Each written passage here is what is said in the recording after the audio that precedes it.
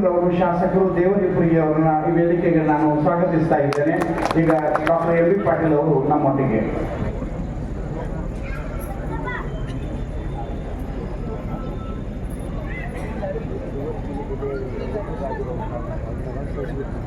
ಪ್ರಪ್ರಥಮವಾಗಿ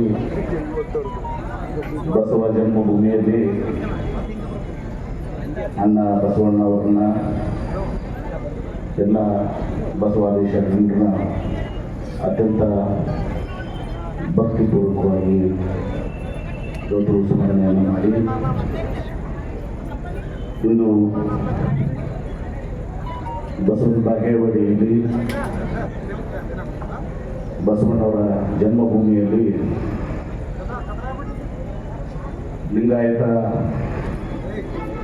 ಮಠ ನೆಟ್ವರ್ಕ್ಗಳ ಒಂದು ಒಕ್ಕೂಟ ವತಿಯಿಂದ ಎಲ್ಲ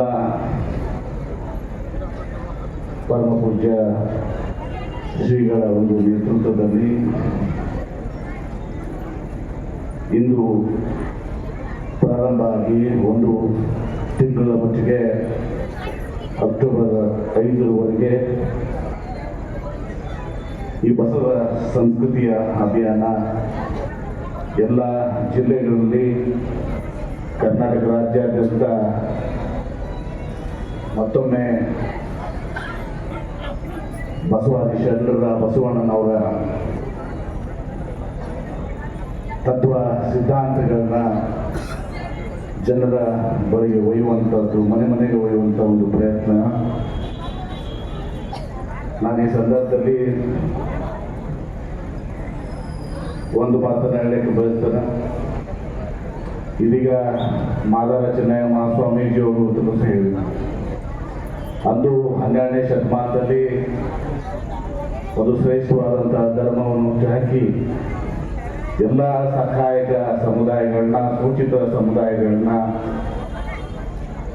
ಶೋಷಣೆಗೆ ಒಳಗಾದಂತಹ ಸಮುದಾಯಗಳನ್ನ ತೆಗೆದುಕೊಂಡು ಇವತ್ತು ಸಹ ಅನುಭವ ಮಂಟಪವನ್ನು ಕಟ್ಟಿ ಆಳು ಭಾಷೆಯಲ್ಲಿ ವಚನಗಳ ಚಳವಳಿಗಳ ಮೂಲಕ ಒಂದು ಶ್ರೇಷ್ಠವಾದಂಥ ಧರ್ಮವನ್ನು ಹೊರಟಾಗ ಮಾದಾರ ಚೆನ್ನಯ್ಯ ಸ್ವಾಮೀಜಿಯವರು ಹೇಳಿದ್ರು, ಕರುಗಳನ್ನು ವ್ಯಕ್ತಪಡಿಸಿದ್ರು. ಇವತ್ತು ಯಾರು ಇದನ್ನ ಧರ್ಮವನ್ನು, ಬಸವ ಧರ್ಮವನ್ನು ಮುನ್ನಡೆಸ್ಕೊಂಡು ಹೋಗ್ತಾ ಇದ್ದಾರೆ, ಹೋಗಬೇಕಾಗಿದೆ, ಅವರಲ್ಲೇನೇ ಇವತ್ತು ಸಹ ಗೊಂದಲಗಳಿದ್ರೆ ಇವತ್ತು ಶೋಷಿತ ಸಮುದಾಯಗಳಿಗೆ, ಶೋಷಣೆಗೆ ಒಳಗಾದಂಥ ಸಮುದಾಯಗಳಿಗೆ ಬಹಳಷ್ಟು ಕಷ್ಟಗಳಾಗ್ತದೆ ಅಂತೇಳಿ ನಾನು ಒಪ್ತೀನಿ ಮಾತನ್ನ. ಯಾಕಂದರೆ ಯಾವಾಗ ಕಲ್ಯಾಣ ಕ್ರಾಂತಿ ಆಯಿತು,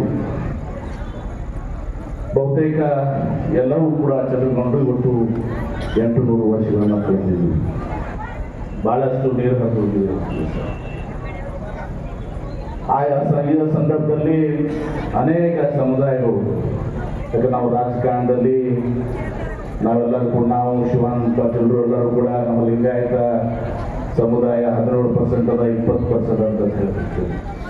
ಅನುಭವ ಮಂಟಪ ಇವತ್ತು ಕಲ್ಯಾಣ ಕ್ರಾಂತಿ ಆಗ್ತಿದ್ರೆ, ಅನುಭವ ಮಂಟಪ ಮೂರ್ತಿ ಹೊಂದಿದ್ರೆ ಇವತ್ತು ಮಾದಾರ ಚೆನ್ನಯ್ಯ ಸ್ವಾಮೀಜಿಯವರ ಸಮುದಾಯ, ಬೋಗೀಸ್ ಮಠ ಎಲ್ಲವೂ ಕೂಡ ನಮ್ಮ ಜೊತೆಗಿದ್ದು ನಾವು ಈ ರಾಜ್ಯದಲ್ಲಿ 70% 80% ಆಗಿದ್ದೀವಿ.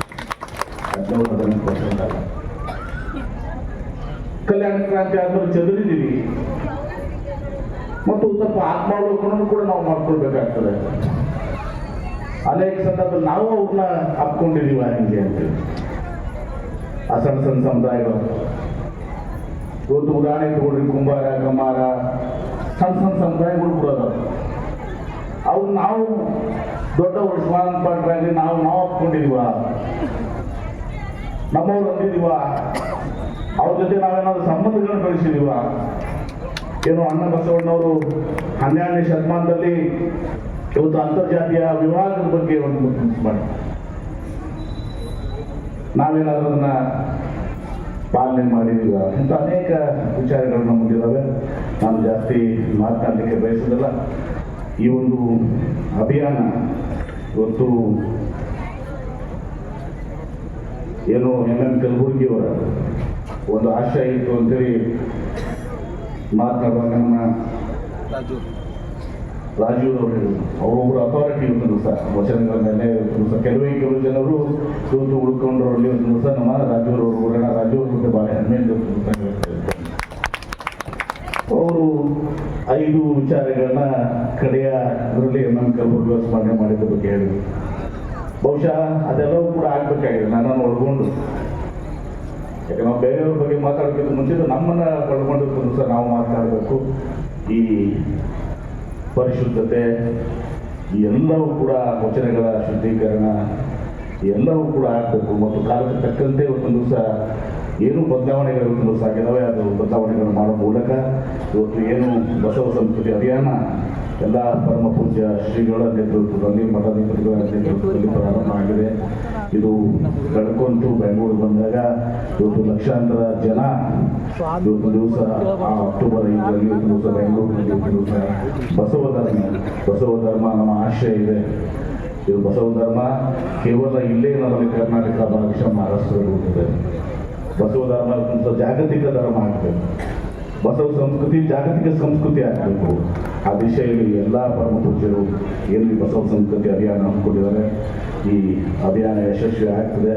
ನಾನಾಗಲಿ ಶಿವಾನಂದ ಪಾಟೀಲ್ರಾಗಲಿ ಎಲ್ಲರೂ ದಿವಸ ಈ ಸಮಾಜದಲ್ಲಿ ಹುಟ್ಟಿದಂಥವರು ನಮಗೆ ಕೈಲಾದಷ್ಟು ಶಕ್ತಿ ಮೀರಿ ಎಲ್ಲ ರೀತಿಯ ಸಹಕಾರಗಳನ್ನ ಬೆಂಬಲವನ್ನು ಕೊಡುವ ಮೂಲಕ ಮತ್ತೊಮ್ಮೆ ಒಂದು ದಿವಸ ಬಸವ ಧರ್ಮ ಜಾಗತಿಕ ಧರ್ಮ ಅನ್ನೋದಕ್ಕೆ ಒಂದು ಪ್ರಾಮಾಣಿಕವಾದಂಥ ಪ್ರಯತ್ನವನ್ನು ಎಲ್ಲರೂ ಕೂಡ ಮಾಡೋಣ ಅನ್ನೋ ಮಾತನ್ನು ಸಂದರ್ಭ ಹೇಳಿ ಇವತ್ತು ಬಸವ ಜನ್ಮಭೂಮಿಯಲ್ಲಿ ಪ್ರಾರಂಭ ಆಗಿದೆ. ಬೆಂಗಳೂರಿನ ರಾಜಧಾನಿಯಲ್ಲಿ ಒಂದು ದಿವಸ ಅಕ್ಟೋಬರ್ 5ರಲ್ಲಿ ನಡೆಸಿದ ಅದರಲ್ಲಿ ಎಲ್ಲರೂ ಕೂಡ ತಮ್ಮ ಸಹಭಾಗಿತ್ವವನ್ನು ಮಾಡಬೇಕು ಅಂತ ಹೇಳಿ ಸಂದರ್ಭದಲ್ಲಿ ಕೇಳಿಕೊಂಡು ನಮ್ಮ ಮಾತಿಗೆ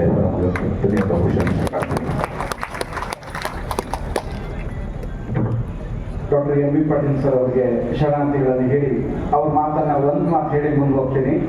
ಬಸವನ ಬಾಗೇವಾಡಿಯಲ್ಲಿ ವಿಜಯಪುರ ಜಿಲ್ಲೆಯಿಂದ ಇದು ಆರಂಭ ಆಯಿತು. ಶಿವಾನಂದ ಪಾಟೀಲ್ ಸರ್ ಅವರು ಇದನ್ನು ಬಹಳ ದೊಡ್ಡ ಮಟ್ಟದಲ್ಲಿ ಶುಭಾರಂಭಗೊಳಿಸಿದ್ರು. ಇನ್ನು ಮುಂದೆ ಬೆಂಗಳೂರಿಗೆ ಹೋಗ್ತೀವಿ ನಾವು. ಅಲ್ಲಿ ರಾಷ್ಟ್ರ ಮಟ್ಟದಲ್ಲಿ ಬಹಳ ದೊಡ್ಡ ಸಮಾರೋಪದ ವಿಜಯೋತ್ಸವವನ್ನ ಡಾಕ್ಟರ್ ಎಂ ಬಿ ಪಾಟೀಲ್ ಸಾಹೇಬರವರ ಸೇವಾ ಕೈಂಕರ್ಯದಲ್ಲಿ ನೆರವೇರ್ತದೆ. ಮತ್ತೊಂದು ತಮ್ಮ ಪ್ರೀತಿಯ ಚಪ್ಪಾಳೆ ಇರಲಿ. ಯಾಕಂದ್ರೆ ಈ ಎಲ್ಲ ಮಹಾ ಕಾರ್ಯಗಳು ಈ ಶರಣರು ಇರೋದ್ರಿಂದಲೇ ನಮ್ಮ ಈ ದೊಡ್ಡ ಮಟ್ಟದ ಬಸವ ಸಂಸ್ಕೃತಿ ಅಭಿಯಾನ ಚಳವಳಿಗಳನ್ನು ಮಾಡೋದಕ್ಕೆ ಸಾಕಾರ ಆಗಿದೆ ಅಂತೇಳಿ ಬಹಳ ಪ್ರಾಂಜಲವಾಗಿ ಅಭಿಮಾನದಿಂದ ಈ ಮಾತನ್ನ ನಮ್ಮೆಲ್ಲ ಬಸವ ಭಕ್ತರ ಮುಂದೆ ಹಂಚ್ಕೋತಾ ಇದ್ದೀನಿ ಅನ್ನುವಂಥ ಮಾತನ್ನು ಹೇಳಿ ನಮ್ಮೊಟ್ಟಿಗೆ ಈ ಸಮಾರಂಭದಲ್ಲಿ ಸಮಾವೇಶಗೊಂಡಿರುವಂತಹ ಪೂಜ್ಯ ಶ್ರೀ ಜಗದ್ಗುರು